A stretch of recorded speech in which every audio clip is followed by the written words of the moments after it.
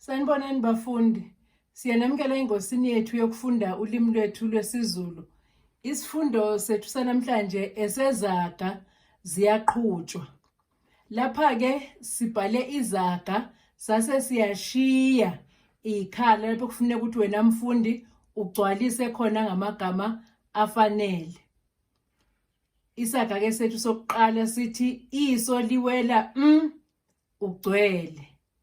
Bese sithi ke iso liwela umfula ugcwele. Esesibili amathanga ahlanzela Bese ke uma sigcwalisa kulesi sikhala sithi amathanga ahlanzela abangenamabhodwe. Esesithathu uhlaba usamila. Bese siyagcwalisa kusake ngegama elithi umthente. Sithi ke umthente uhlaba usamila. Esilandelayo sithi ingane engakhali ifela Bese siyagcwalisa ke sithi ingane engakhali ifela embelekweni. Esesihlanu ukhamba lufuze Bese siyagcwalisa ke sithi ukhamba lufuze imbiza.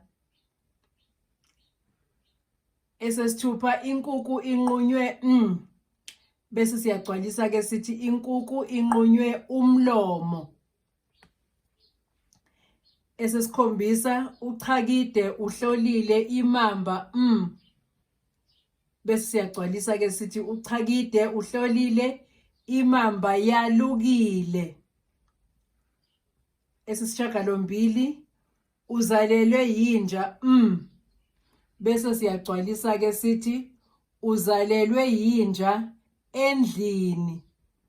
Esesishiyagalolunye abuyele kwasifuba. Bese siyagcwalisa ke sithi amathe abuyele kwasifuba. Eseshumi ke sithi indlela ibuzwa Bese siyagcwalisa ke sithi indlela ibuzwa kwabaphambili.